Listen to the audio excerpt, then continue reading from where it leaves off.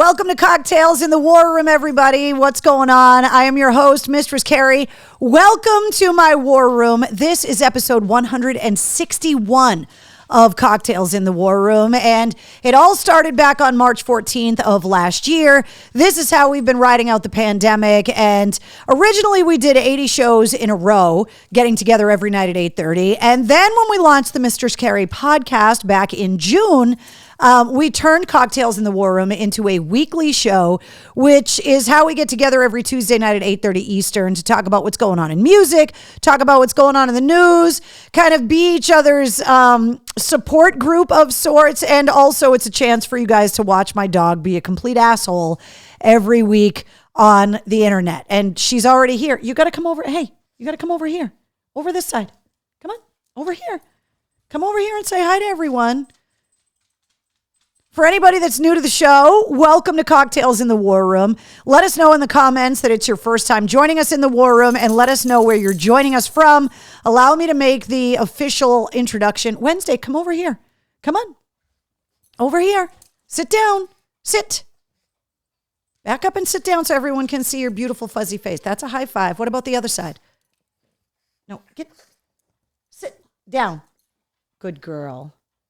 This is Wednesday. If you're new to the War Room. What's up, Lisa? Hello, Veronica, Gina. What's going on, Carol? What's up, Mark? Let's see. Elsa, Sean's here. Mickey's here. Laura is here. Paul is here. Thomas, Tracy, Ryan is joining us. What's up, Trina? Hello, Sean, Michelle. Kevin is here. Lou is here.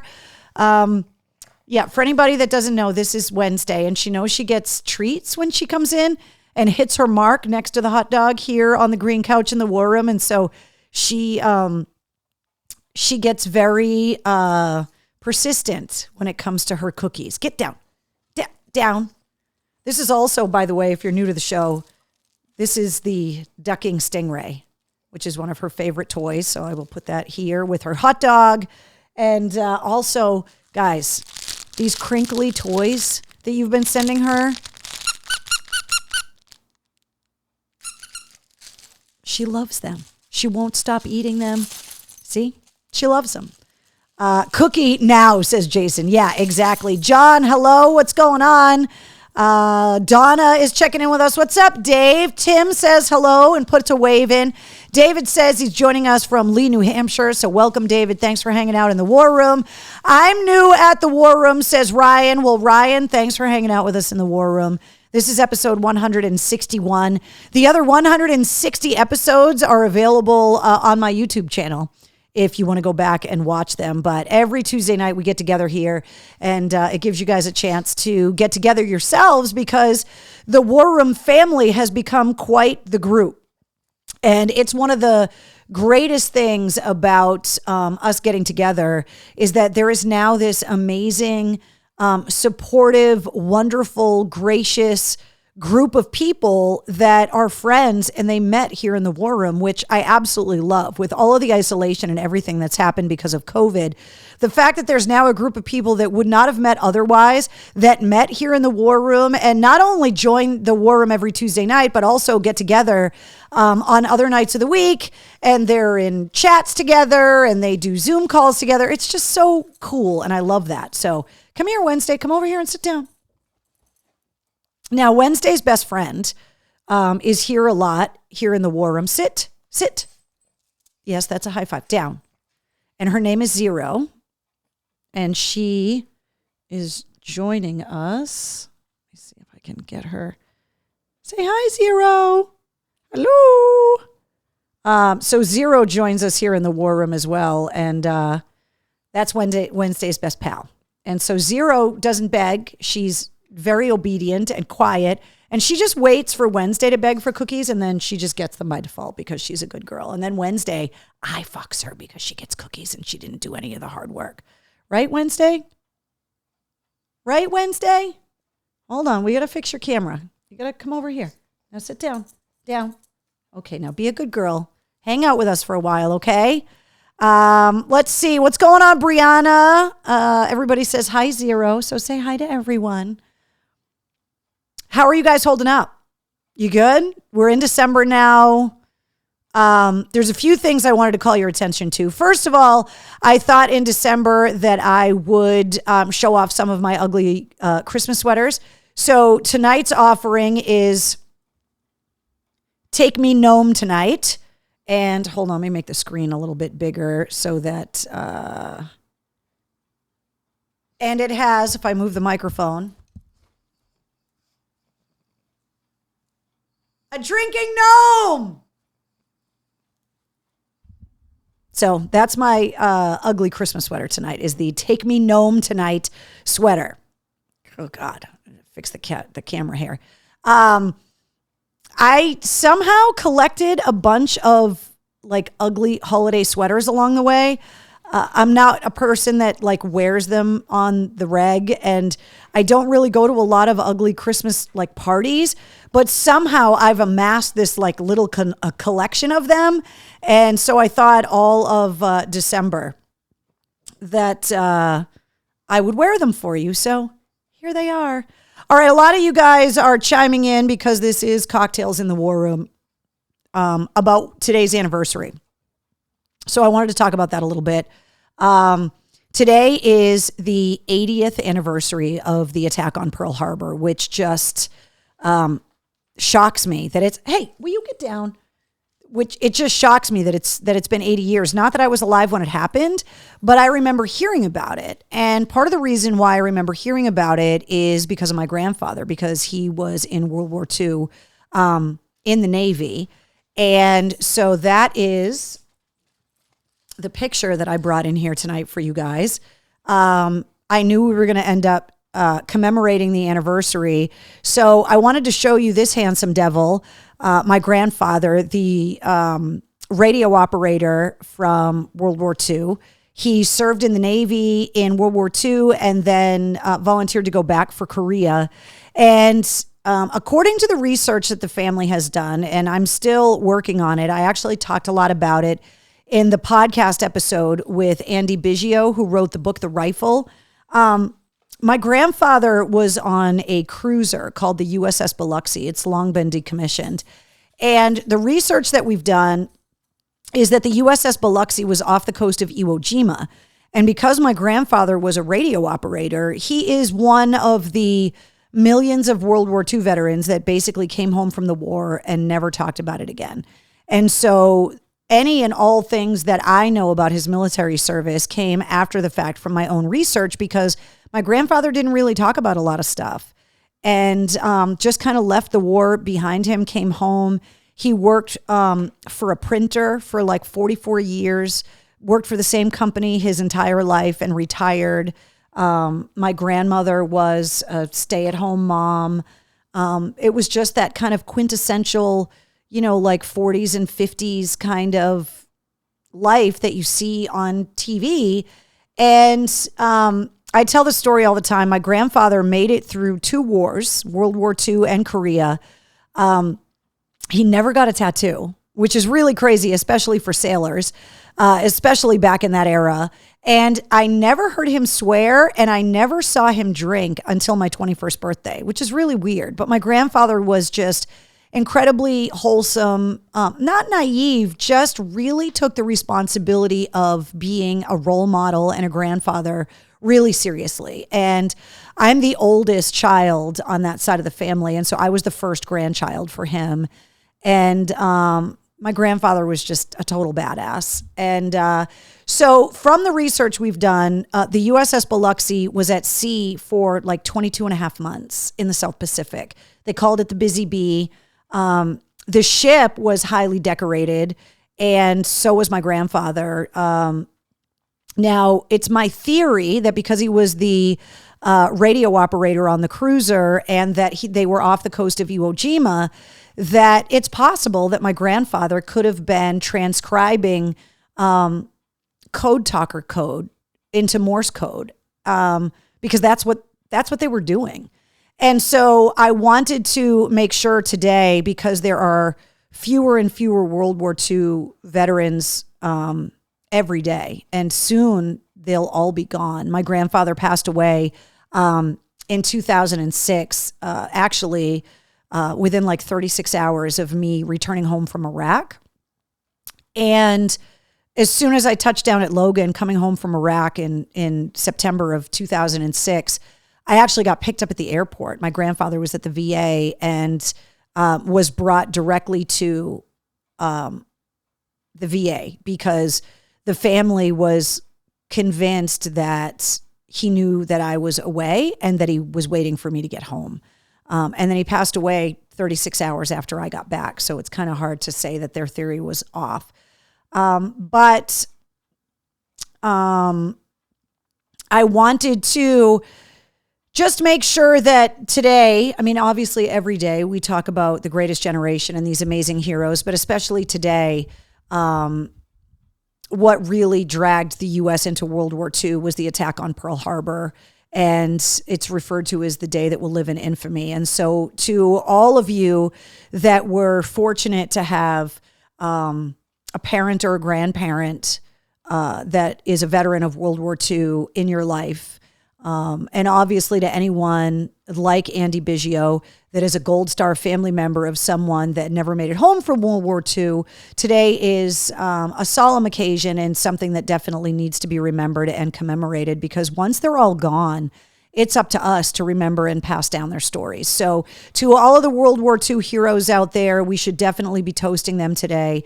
And 80 years on the attack on Pearl Harbor. And it's definitely the USS Arizona is definitely on my bucket list, and also Normandy, and to be able to go not only to Pearl Harbor. I mean, I would love to be able to go and sail around the South Pacific and to see some of the places that my grandfather's ship was docked, but also to be able to go and see the European front of World War II as well is something that I really want to do and check that kind of off of my bucket list. Even though all of the traveling that I've done over the course of my life, those are some trips that just absolutely have to happen. So cheers to all of the World War II veterans. But I wanted to show you guys what a handsome devil he was. And this is one of the, sorry, there's a glare. This is one of the many family photos of family members that are veterans that is here on a special shelf here in the war room. So this is my little picture of my papa. Okay, so we got a lot to talk about today. Eric says, hey guys, sorry I'm late. All good, Eric. Thanks for joining us. And Mr. Clarence Thornton says, Michelle, yeah, there's, it is a shame that so many of us don't know the stories of our grandparents because they just opted not to talk about it. And obviously, because of World War II and Korea and Vietnam, we have made leaps and bounds when it comes to identifying the 1,000-yard stare, all the different words and phrases that PTS and PTSD have been called over the decades. And it was partly to, I think, protect the people that they love, but also as kind of a mode of self-protection to come home and just not talk about it anymore. And if you go back and listen to the episode of the Mistress Carrie podcast with my Uncle Froggy, who was a veteran of Vietnam, I kind of asked him about that. And I was really taken aback by his answer about why he doesn't keep in touch with the guys that he served with in Vietnam. And he said, if you haven't heard the episode, that he would love to be in a restaurant and to be able to see the guys he served with across the restaurant and to see them and to know that they were okay. But that he struggled with what he would say to them if he were to call them or to bump into them, because he wouldn't know what to say. And that answer really kind of shocked me with my Uncle Froggy. And I think a lot of our grandparents and parents that fought in World War II would probably give the same kind of answers, that the things that they encountered and saw are things that we shouldn't see. And, when I think about my grandfather, I don't think about the horrors of war. I think about his tomato plants, and I think about his fried bologna sandwiches, and how I do my very best to make turkey soup after Thanksgiving as good as he did. And every Thanksgiving and Christmas, we have lemon meringue pie because it was his favorite. And so everyone in the family, for the most part, loves lemon meringue pie too, because he loved it so much. And so those are the kinds of things that I think about when I think about my grandfather. And so I kind of can understand why they didn't want to come home and kind of spin a yarn about a lot of the atrocities that they saw, because they wanted to be able to move on from their lives. And, but I also think that as the generations have gone on, I think it's really important, you know, like for my stepkids to know about their dad and his service and his deployments, because it is something that, you know, my grandmother was without my grandfather for almost 2 years, which is just amazing in a time of, you know, I think about it now with my husband being deployed, and it's like, well, we have email and FaceTime and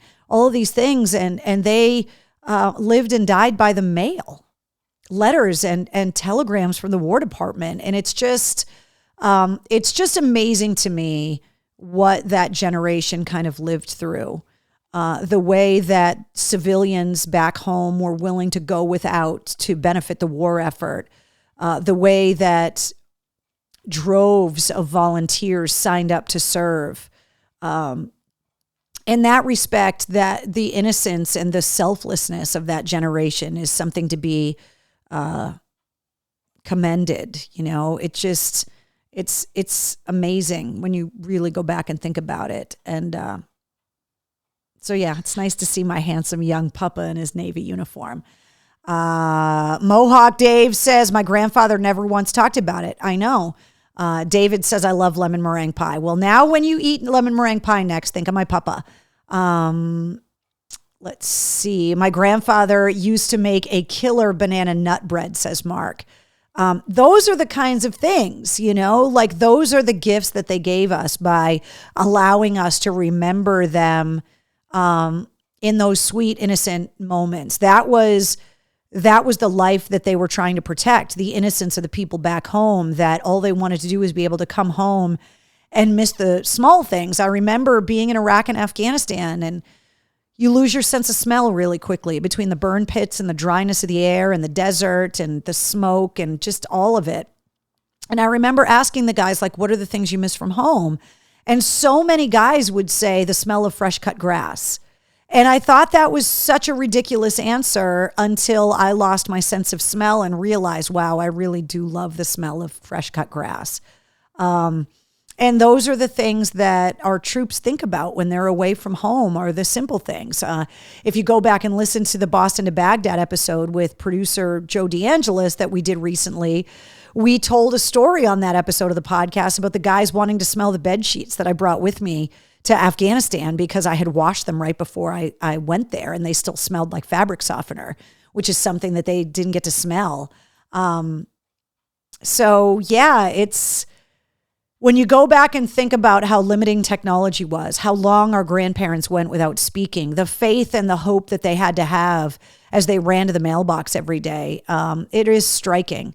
Eric says, my grandfather served in World War II in the Navy. He actually was shot and survived. He did 3 tours around the Pacific. That's what I'm talking about. You know, it's, they make movies about these guys for a reason, and ladies too, for a reason.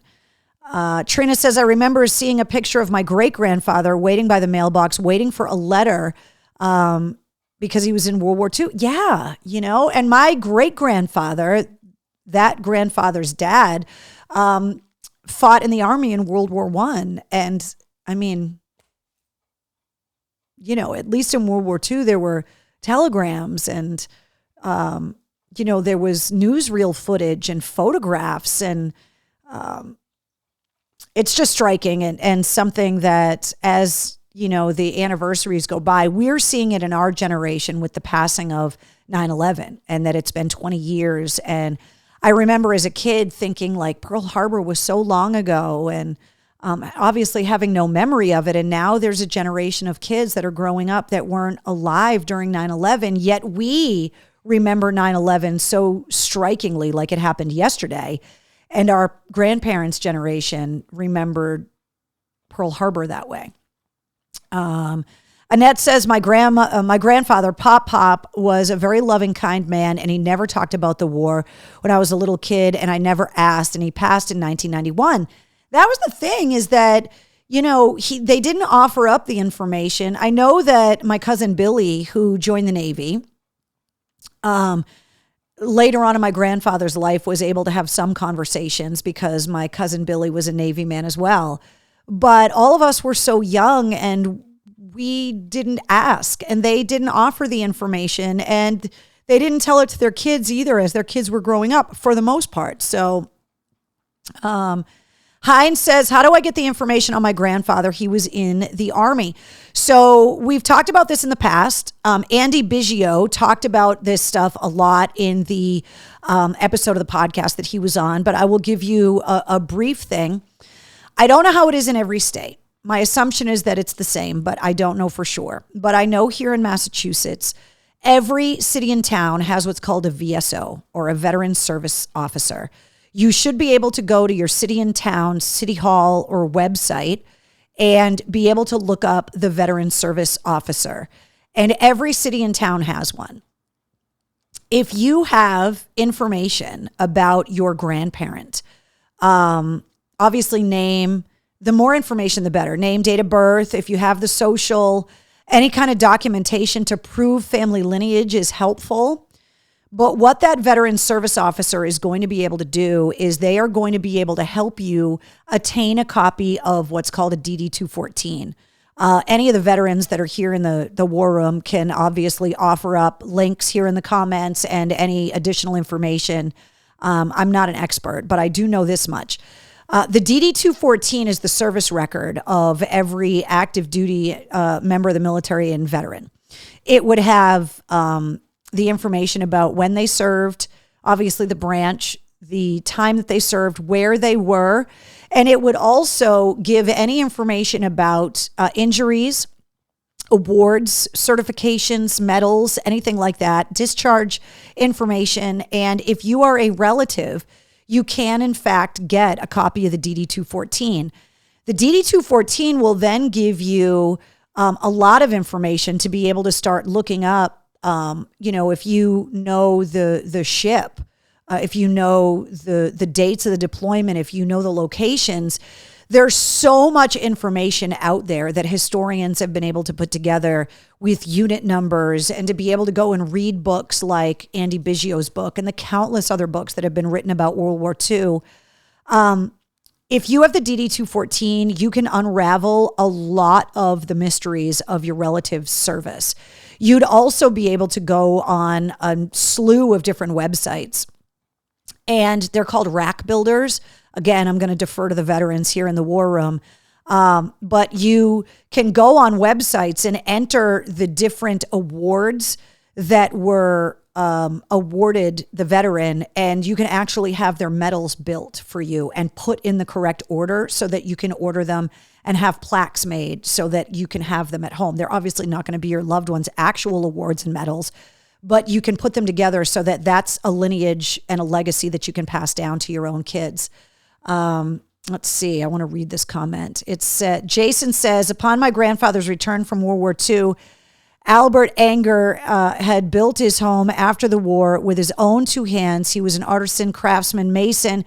Albert was stationed with the U.S. Army Air Corps and fell back with the artillery unit during the Battle of the Bulge at the end of the war, was fortunate enough to return home and safely by the grace of God. He was sitting around a campfire one evening when one of the men in my grandfather's unit noticed something protruding out of my grandfather's gas mask. It was a large piece of shrapnel.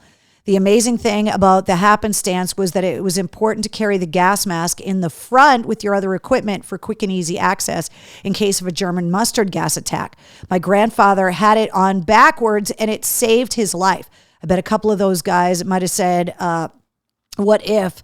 I mean, there are so many instances of if they had just been 6 inches to the right or the left.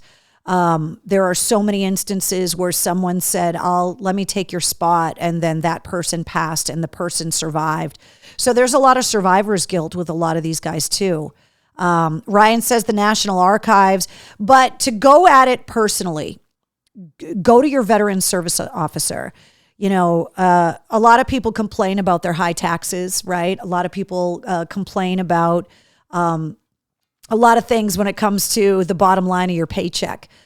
The VSOs, these are positions that this is paid for by your taxes. These are benefits and things that you have access to that you should be taking advantage of. And it's especially in Massachusetts because of the long military history going back to the Battle of Boston. Massachusetts military archives are shockingly well kept. And it's something, I mean, think about it this way, right? So we're in the holiday season.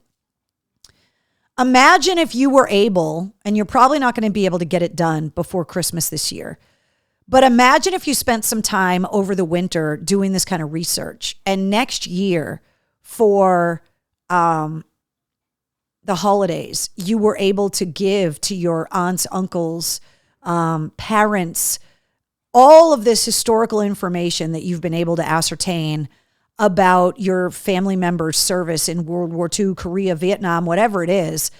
The research isn't that hard to do, and knowing where to start is the hardest part, I think, is just making the initial phone call. Your veteran service officer is going to be able to help you with this. And they love doing this kind of stuff. You know, the VSOs do a lot of coordinating when it comes to veterans' funerals and a lot of things that are a lot more somber. But most of the time, the veteran service officers are veterans themselves.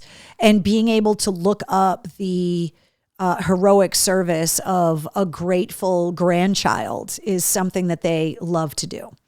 It's also something that, you know, as you may lose a grandparent that was a veteran, or an aunt or an uncle, or heaven forbid a parent, the VSOs are the ones that can help coordinate all of the different veterans benefits for burial and that kind of stuff that you have access to as well. So Michael says the state pays 75% of the pay for the VSO and the town pays 25%.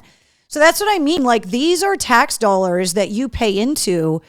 This is a resource and you should use it. And it may help answer a lot of those unanswered kind of gnawing questions that you have about that grandparent, that aunt, uncle.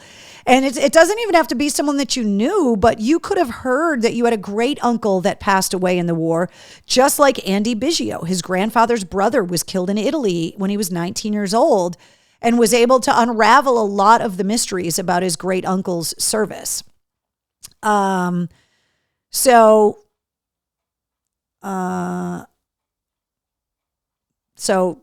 do it. And if you do it, please keep in touch with us in the War Room and let us know about your progress. Keith, making everybody laugh, says, "Dear fuckers, I am saddened to announce that I am actually wearing pants." Brianna says, Massachusetts Chuck and Tea since 1773. Let's see.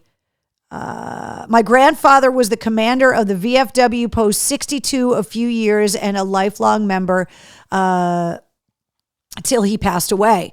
Heidi says, "Hey, MC, just got off work looking amazing." Oh, thanks, Heidi. Appreciate it. And yes, I'm wearing perfume. I put it on for you guys, even though you can't smell it. I always do. Just happens. Kind of weird, but whatever. So we definitely should be taking advantage of these services. And please, if you start this, you can either go to the VSO of the town where the veteran lived, or you can go to your VSO. But keep me up to date on the process and let me know how you guys do. All right, let's talk about the podcast, shall we? So last week's episode of the Mistress Carrie podcast was episode 78. Sponsored by Digital Federal Credit Union, who you can find at dcu.org. And episode 78 featured Ben Bruce from Asking Alexandria, who I had not met before. Asking Alexandria had just had their first #1 song, and he was pretty stoked about it. It's funny to hear a British guy's take on living in South Carolina. And I don't know about you guys, but one of the most shocking things that I learned in this episode is that during the pandemic, he was locked down with 4 kids under 6. 2 kids came because of the pandemic. And so, I think Ben Bruce needs to get back out on the road.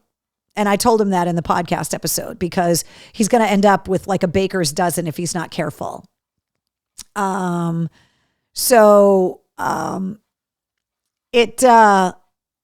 It was really cool getting to know him. Funny to hear him talk about his friendship with Corey Taylor, especially since he was so inspired as a young musician by Slipknot. And he talked about that in the episode, and then, what it was like to become a band, a touring signed band, and then to be on shows with Corey Taylor, and how Corey calls himself Uncle Corey around Ben's kids, which is hilarious. And to hear how he talks about Eric Bass from Shinedown, who lives just down the road. And so there were a lot of great similarities, a lot of similar people that we know. And I just thought Ben was really cool. I loved hearing him talk about their writing process, and I just thought he was super cool and approachable and funny and personable. I love the way he talked about the struggles of trying to perfect and master his own guitar tone and sound, talking about the writing process with Asking Alexandria. And I really loved hearing him talk about the things that he really had started to learn how to love after being off the road for so long, including firing his landscaper because he realized that he loved to do yard work and loved to garden and stuff. And I just fell in love with him. I think he's so cool. And so if you haven't listened to the episode yet, episode 78 of the Mistress Carrie podcast is Ben Bruce from Asking Alexandria, who at the very end of the episode gave me a little hint and said that they haven't had their own headlining tour in like 4 years, and they're putting one together for next summer. So you can expect an official announcement coming from Asking Alexandria. If we don't get it before the new year, it'll be shortly into 2022. And he kind of said, I'm not even supposed to tell you this, but I'm going to tell you anyway. And there's also a corresponding playlist to this episode of the podcast, like there is with every full-length episode of the Mistress Carrie podcast. So as you're listening to the podcast episodes, and we're referencing songs, artists, albums, whatever it is, I go through and propagate these playlists to make the music easy for you to find, so that you have this companion piece to the podcast episode. And then you can go and listen not only to the artist's music, but also to their influences and to some of the other artists that we talked about. So, Michael says, wrap that thing up. Yeah. But you know what? He's one of those guys that I'm sure his wife wants to kill him, but he sounded like he just absolutely loves being in a house full of crazy kids. And, for a lot of these touring musicians, they usually, only get to come home for like a month at a time at the most. And so being completely immersed in regular everyday life with their families is something that they absolutely love. So if you haven't listened to it yet, check it out. Episode 78 of the Mistress Carrie podcast, which brings us to the guest announcement for episode 79. And this is awesome. Episode 79 of the Mistress Carrie podcast features the one and only motherfucking Hurricane Nita Strauss. Nita Strauss has Alice Cooper's longtime guitar player. She was in the Iron Maidens. She is a solo artist. She is an absolute badass shredder, born and raised in LA. She is the first signature artist for Ibanez guitars that's female. She's the first signature model guitar that was made for a female artist. And she is so fucking cool. She is my guest on episode 79. This week's episode sponsored by Digital Federal Credit Union at dcu.org. And Nita, she's so cool. She's a fitness guru that has her own fitness challenge. She does guitar lessons online. She spent a lot of time in this week's episode talking about her upbringing, what it was like to grow up with a single mom who was a teacher, and, growing up on a teacher's salary. The mom was a teacher at a pretty fancy school. And so Nita and her sister got to go to that school because their mom was a teacher there, but everyone else at that school was super rich. And Nita talked about what that was like. And she also spent a lot of time talking about what it's like to be a musician in LA.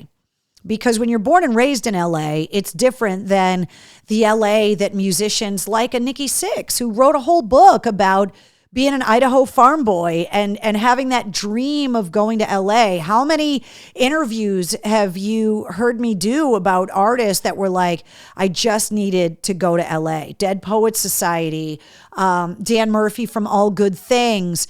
You know, it's that rock and roll story. And Nita talked about the perspective of being a person that was born and raised in LA when all of these amazing musicians are going there. She is just so cool. The interview, she's out on the road playing solo gigs in between legs of the Alice Cooper tour. And so we did the interview. She was in the back lounge of her tour bus, and you could literally hear sound check. She actually came running in from sound check to do the interview and was running a couple minutes late. And you could hear through part of the interview, like the background noise. They must have been checking the PA or the drums or something, because you could hear it as she was talking. But she was everything I hoped she would be. She's got a new album coming out in the new year. The title of the album has not been released yet. It is a half guitar record, and it's half songs with vocalists. The first single has been released, and it's actually top 5 on the rock charts right now nationwide. It's a song called Dead Inside that features David Draymond from Disturbed. And she is so talented, and we just had a great conversation. And if you remember the Alice Cooper episode of the podcast, and Alice Cooper telling me all about being on the Muppet Show, like I wanted to hear every single thing that Alice wanted to tell me about being on the Muppet Show. And one of the things that Alice Cooper told me is that every year on his birthday, the Muppets still send him little Muppets figurines. So I had to bring that up with Nita and kind of gave her a little bit of a challenge the next time she goes into Alice Cooper's house. So you need to listen to this week's episode of the podcast to hear exactly what we talked about. But this week's episode 79, if you can believe it or not, like a new episode's come out every week since the podcast started. And there's been 79 episodes now. So the 79 weeks, that's how long it's been out. It's just mind-blowing to me. But the new episode featuring Nita Strauss goes live at midnight tonight. So if you have not hit subscribe or follow on the Mistress Carrie podcast yet, wherever it is that you listen to podcasts, why is the camera jiggling like that? It's so weird. If you haven't hit subscribe yet, you got to do it. Not only will you get the full length episodes, but you're also going to get the situation report. So you'll notice that the podcast and the Sit Rep logos are a little different. The Sit Rep comes out 5 days a week. It uploads in the middle of the night, and it's all of your rock news, music headlines, industry info, but everything is condensed down to 5 minutes so that you get caught up on everything that's going on, and then you can just go about your day. And if you hit subscribe or follow to the podcast, you're automatically going to get these just downloaded wherever it is that you listen to podcasts, which can be in any of these places. There's a ton of places. If you see the Mistress Carrie podcast logo, you know you're in the right spot. Click follow, click subscribe. And if you don't mind, if you haven't done it yet, if you haven't gotten into the habit of it, at the end of the episodes, leave a review if you don't mind, and spread the word. So if you know somebody that's an Asking Alexandria fan, share last week's episode. If you know someone that's an Alice Cooper fan or a guitar fan or a fan of Nita Strauss, share this episode with them because she totally rocks. So that's episode 79. And I will tell you, we are holding strong at 130 countries that are listening to the Mistress Carrie podcast. It's pretty exciting. We had a major jump last week with like 10 or 12 new countries signing on to listen to an episode of the podcast. And so it's growing nationwide and super exciting. So if you haven't shared the podcast, share it with people that you know that are overseas, because we all love music. That's why we're all here. Speaking of music, we got a ton of stuff to talk about when it comes to music headlines. A reminder that Mark Lanigan's book is coming out. It comes out next week. So if you're a fan of the Screaming Trees, or if you have a Screaming Trees fan or a grunge fan on your shopping list, his new book comes out next week. It's called Devil in a Coma. And it's about his incredibly personal journey battling COVID-19, where he ended up in a coma and he also ended up deaf because of COVID. He can hear again, but as a musician, I can't imagine how horrifying that would be. I mean, I'm not a musician and I don't want to go deaf, but I can't imagine what it would be like. That's one of the strange side effects that he had from COVID, and he wrote a whole book about it. The Beth Hart Band not only has a tribute to Led Zeppelin coming out on February 25th, but Beth Hart also just plotted out a tour, and she is coming, I believe, to the Wilbur. I just added a Beth Hart date to the events calendar at mistresscarrie.com. Actually, I added a lot of dates to a lot of stuff. So if you are not checking the events calendar at mistresscarrie.com. It's a great way to keep up with all of the shows and tours that are getting announced. All the on-sale dates are there. All the information is there. Speaking of shows, Dream Theater is going to be at the Wang on February 25th. Speaking of Alice Cooper, he is going to be at Foxwoods. He just announced another leg of the tour. He'll be at Foxwoods on March 18th. That show is up there. Tickets for Falling in Reverse at the Songus are on sale now. That's January 21st. Turnstile is going to be at the Palladium on May 21st. Out this Friday, when it comes to new music, Green Day is releasing an album called the BBC Sessions. This is going to have a lot of never-before-released live performances from earlier in the band's career. Neon Trees are releasing Versions of You, the EP, on Friday, and the Gorillaz are releasing a 20th anniversary vinyl box set on Friday as well. Upcoming shows, the Pike FM Holiday Party featuring Smith & Myers at the Palladium is happening tomorrow night. Genesis is going to be at the TD Garden on December 15th. Evanescence and Hailstorm will be at the DCU Center in Worcester on December 18th. Shadows Fall is doing their reunion show. And by the way, they just announced they have a beer. Shadows Fall has a beer, and it is going to be served at the bar at the Palladium that night. So Shadows Fall, it's going to be a busy night in Worcester, by the way. Evanescence and Hailstorm with Lilith Czar at the DCU on the 18th, and around the corner at the Palladium is going to be the Shadows Fall reunion tour. And if you're not able to go to either one of those shows and you're going to be home, Joe Walsh has a veterans organization and charity, and he's doing his 5th annual Vets Aid. It's usually a charity concert. This year they're doing it as a live stream. All the information for Joe Walsh's Vets Aid live stream is up on the events calendar as well. And speaking of Hailstorm, they have a new live stream coming up called Happy Hail-A-Days. And that live stream is going to happen on December 23rd. So if you're not able to see Hailstorm and Evanescence in person on this tour, this is the last date of the tour, by the way, then you can see Hailstorm on their live stream coming up on December 23rd. Super Bowl weekend, Green Day, Halsey, Machine Gun Kelly, and Miley Cyrus are playing the new Crypto.com arena. Did you see that they are starting to take the signage down off of the Staples Center? Because for the first time since the Staples Center opened, it's being renamed in a $700 million naming deal for the next 20 years. And the Staples Center on Christmas Day becomes... the Crypto.com arena in Los Angeles. But Super Bowl weekend, they're having a music festival in LA.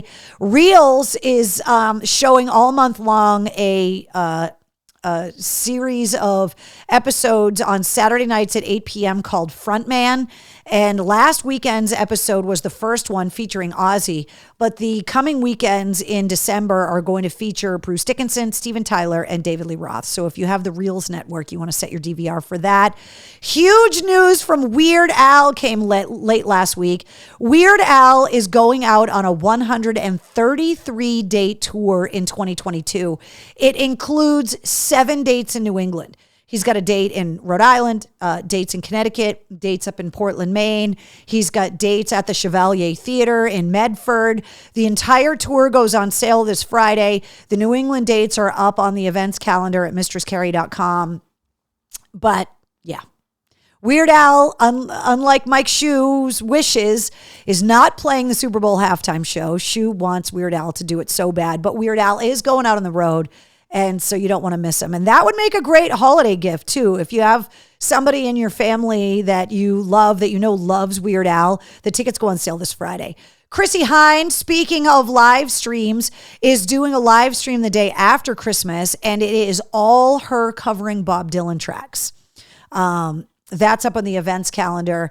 I told you last week that Judas Priest rescheduled the dates that they had to postpone because of Richie Faulkner's near-death experience with the cardiac event he had on stage at the Louder Than Life Festival.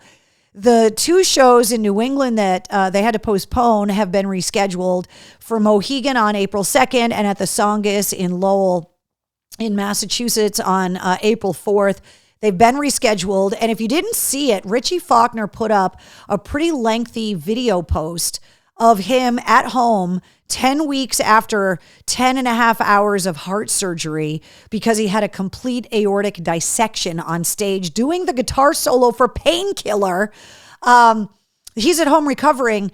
And one of the things he's doing is he's playing guitar again. And he put up this whole video of him shredding at home in his home studio while he's recovering from heart surgery. And he looks great, which I know is making the members of the band, Rob Halford and all the guys, feel great. But as a fan, it was so great to see this video, and you can go and see it online. He just looks healthy. And obviously that's why they were able to reschedule those dates, because they know he's recovering well. Speaking of Bruce Dickinson, his spoken word tour is headed to the Schubert Theater on February 5th. Those tickets are already on sale. I corrected it last week. The correction didn't save. If you're new to the war room, when there's a typo on the screen, you have to drink. It's social.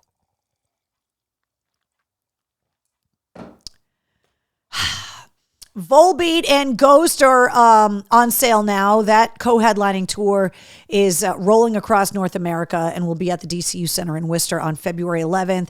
Dropkick Murphys are going out on a massive tour, and they have got 4 dates scheduled in Boston, starting on St. Patrick's Day at the House of Blues. House of Blues in Boston, March 17th, 18th, 19th, and then they're playing the new club in Brighton called Roadrunner on March 20th.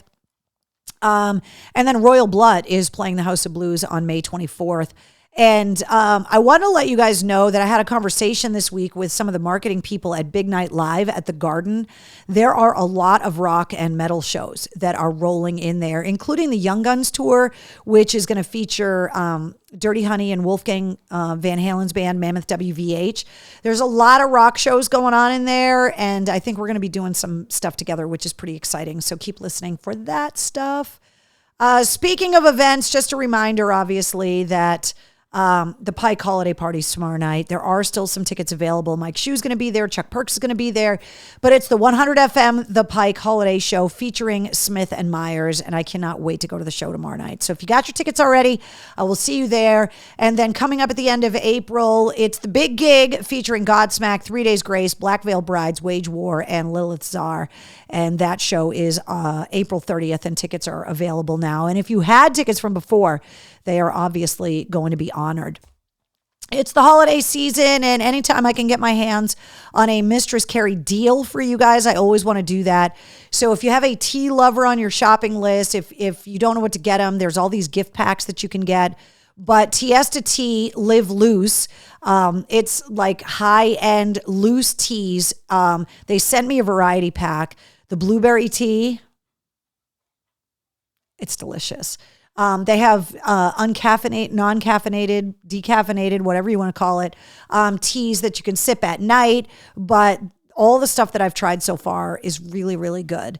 And you get 15% off of everything that you buy if you use the code Carrie15.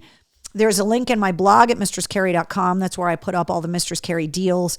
So Tiesta Tea, you get 15% off. Tomes, which is the sound healing website that I talked to Toby Wright and Jason Sikowski about a couple weeks ago on the podcast. If you sign up for the free 7-day trial and then you email them and tell them you want your Mistress Carrie deal, they will upgrade it to a free month subscription.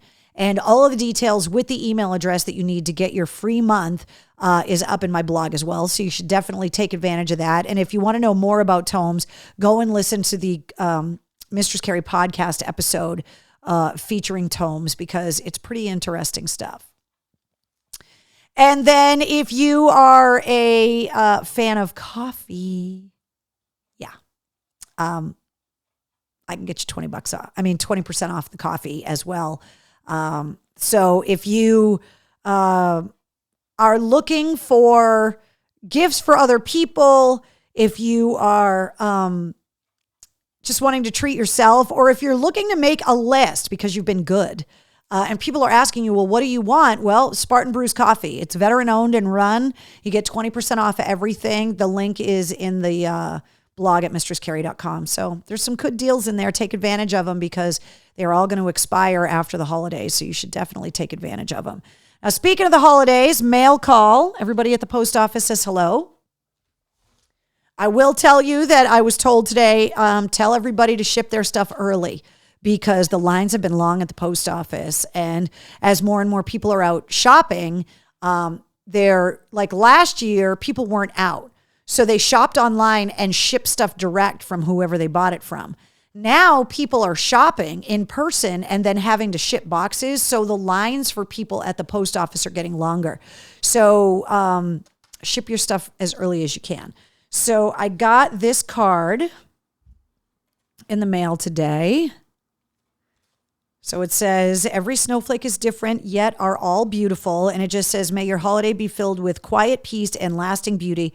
Merry Christmas and Happy New Year. Love, Melissa and Tim. And it's to Carrie and family, which obviously includes Wednesday. So Melissa and Tim, thank you so much for the card. I appreciate it. Sending out Christmas cards was never something that my family did a lot of. And especially now that cards are so easy to make with photos, I love getting them more and more all the time because I love getting the pictures of people's families.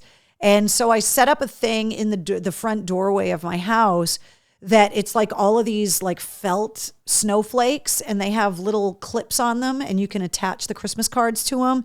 So when I get Christmas cards in, it's like the doorway is trimmed out. And most of the Christmas cards, I love all of the Christmas cards, but so many people are using photos on their Christmas cards now. And so the whole doorway is just kind of framed with these amazing photos of the people I love. And it's given me this new appreciation for Christmas cards. And because my husband's been gone for last Christmas and this Christmas, sending cards last year was something we did because we wanted people to have our wedding photos because so many people weren't able to come to the wedding. And so we sent Christmas cards out together for the first time. And I think it's going to end up being like a marital kind of thing that we do every year because we're going to do it again this year. And it's just, I know it's just such an old fashioned kind of thing to send Christmas cards, but I love it. And I think it's really sweet. And it's nice to go to the mailbox and not to get bills or junk mail. And it's really nice to have the cards kind of hanging up around the holidays. So I think that's really cool. So thank you for the card. I really appreciate it. I want to remind you guys that you can get Mistress Carrie merchandise in person if you go to Joe's Albums in Worcester, Mass. and in Northampton.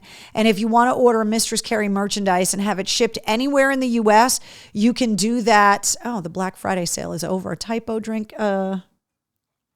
Drink social number 2. Sorry, kept that mistake up there.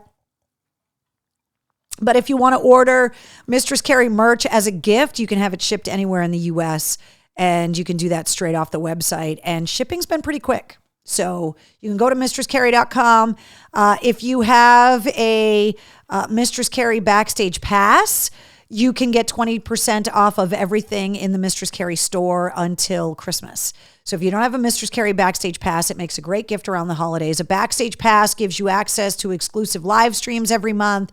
You can submit podcast interview questions. You get access to early event tickets when we put tickets together for shows and Cocktails in the War Room events or live shows that we do here in the War Room. And you also get access to a lot of exclusive concert ticket giveaways. And I've been telling you guys, and I'll say it till I'm blue in the face, there are going to be so many concerts next year. And so people with Mistress Carrie Backstage Passes, they get a lot of stuff that I have laying around. Got some extra stuff laying around. I put it up and people with the Backstage Passes get it, which is pretty cool. Also want to remind you guys, speaking of the holidays and ugly Christmas sweaters, that I put up a holiday playlist that I've been adding music to all the time. It's basically a rock Christmas song playlist, and it's got all kinds of stuff in there. Yes, it's got AC/DC Mistress for Christmas.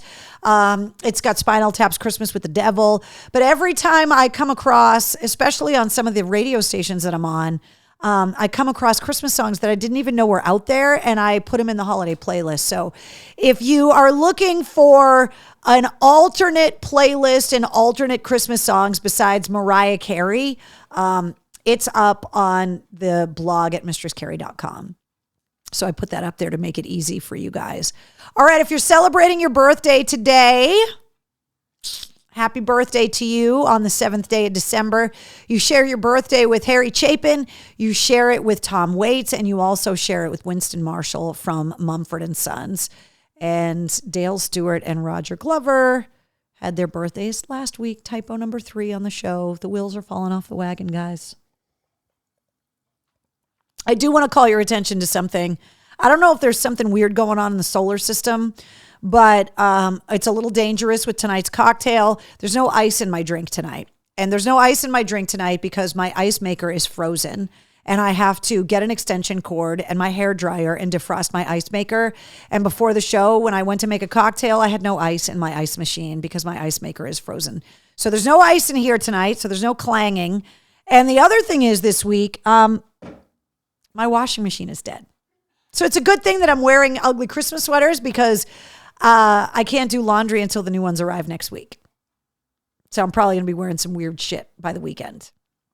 So I don't know what's going on, but definitely had a lot of things break over the last few days. So no washer and no ice machine for me right now. Might as well be living in the dark ages. First world problems for sure. I want to remind you about where you can find me on social in case you're looking for me kind of everywhere. Instagram, Facebook, Twitter, TikTok. Cameos also make a great holiday gift. You can have me make a custom cameo video for somebody that you love.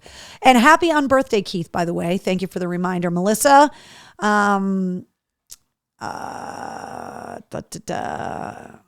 early birthday, Gigi. Totally sucks, says Sean. Yeah, mine too. Hubby is working on our washer.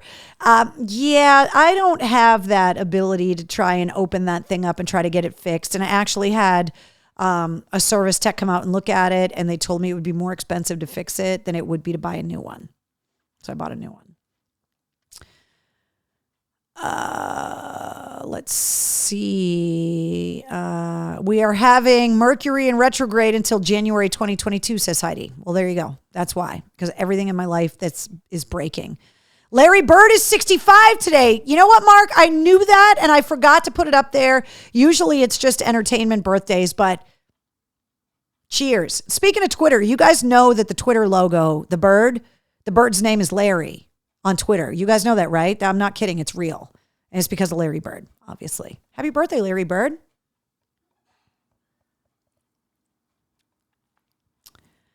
Let's see. They don't make them like they used to. Well, Jen, so I asked the service tech that, actually, because I was like, how come these things break? And first of all, there are so many more digital components. And the other thing he told me is that the spin cycles are like 5 times as fast, that these things move at such a higher rate of speed that's why they don't last as long, is that the old washers with the belts in them, it's kind of like the old Oldsmobile. It was slow, but it just chugged along forever. And now with all of the extra features, the steam settings, the sanitized settings, the crazy spin cycles, the extra agitators, all of that kind of stuff, he said that's why they don't last as long. The good thing is that when they come and get the old ones, they recycle the old ones, which makes me feel a little bit better. So let's see.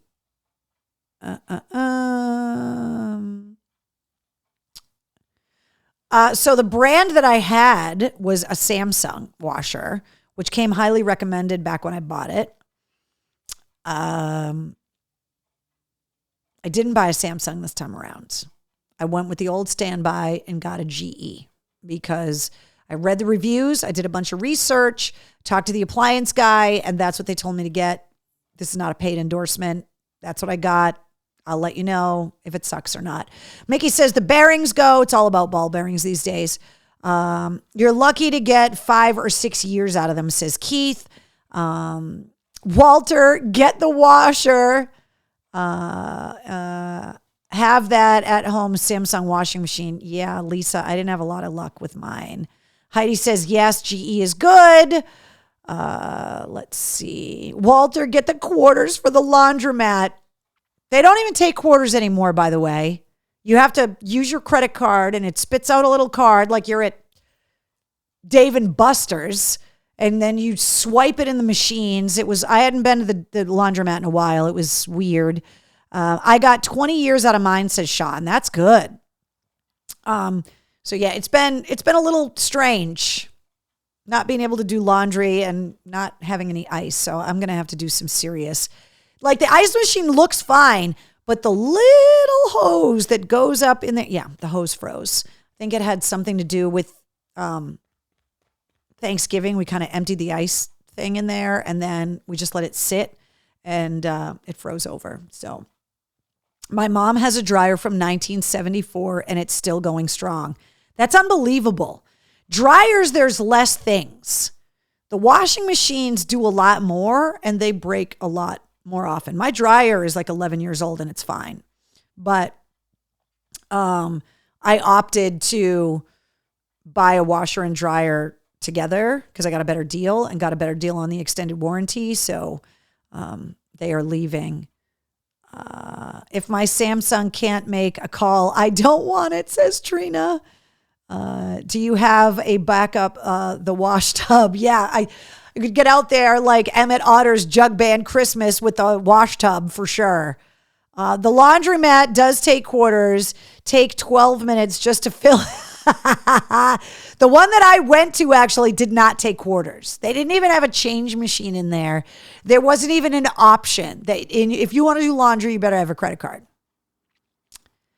Washers and dryers, crazy prices these days. I know it was. So I was like, all right, I guess I know what I'm getting myself for Christmas. I'm getting a new washing machine and a new dryer. And I will tell you guys that the new washer and dryer are coming next Tuesday. So next Tuesday night, I am going to be smelling fresh here in the war room because I am just going to spend all day doing laundry because I'm going to be able to. So I'm going to be so happy for episode 162 of the war room because I'm going to be able to do laundry again. So I can't wait for that.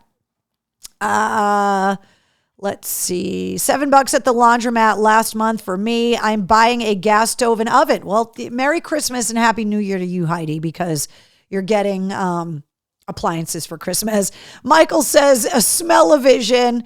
You have a fancy manual solar. The River Bottom Nightmare Band. Thank you, David Brito, for getting my reference. And there are two things. Ralph Macchio did not win the guitar battle against Steve Vai. I don't care what anyone says. And the River Bottom Nightmare Band beat the shit out of Emmett Otter in the Jug Band Christmas. They were way better, but I understand that it's not a good story if they win. If you don't know what I'm talking about, you need to brush up on your Muppets. Please. Have enough concert shirts. You can wear it all year, Christine. You're not even lying. I'm going to be fine when it comes to not having to wear dirty clothes. Seriously. I love the River Bottom Nightmare Band, says Ryan. Yeah, you know what? We might have to bust that one out. I think I have that on VHS. I'm going to have to bust out the VCR and watch that this holiday season, although I'm sure it's available on Disney+. All right, guys. That brings us to the end of this week's episode, episode 161 of Cocktails in the War Room. It doesn't seem possible, but Steve Vai and Ralph Macchio could be debated, says Brito. Steve Vai can do no wrong, according to me. By the way, Steve Vai's even coming to town. I think he's at the Wang. Check the events calendar at mistrescarey.com. I put it up there for you, but Dave says, joined late, but have you listened to Scion yet? No, I haven't, Dave. Sorry that you're late because we're getting ready to leave and it's not because you smell. I'm sorry. You'll be getting down to funky socks and emergency underwear, says Tracy, or no underwear at all. Good night from West Texas. Good night, William. Thanks for hanging out with us tonight in West Texas. And good night, everybody. Carrie Ann says hello. What's up to Carrie Ann? Good night, Wednesday in the War Room family, says Trina. Have a fantastic week, guys. Thank you for hanging out with me. And don't forget, episode 79 of the Mistress Carrie podcast goes live at midnight tonight, featuring the one and only Nita.